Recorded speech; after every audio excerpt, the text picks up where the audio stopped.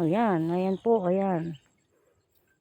Sobrang konting-konti na lang. So ngayon nagpahinga lang, tapos nagkape-kape muna tayo. Ayan. Ayan mga ka-Mama Loves. Para maging okay naman yung ating mga saging dahil marami ng damo sa paligid. Ayan, ang ganda-ganda. Good morning, good morning.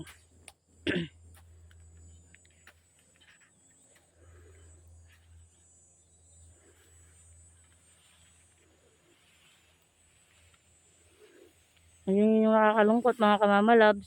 Dito maraming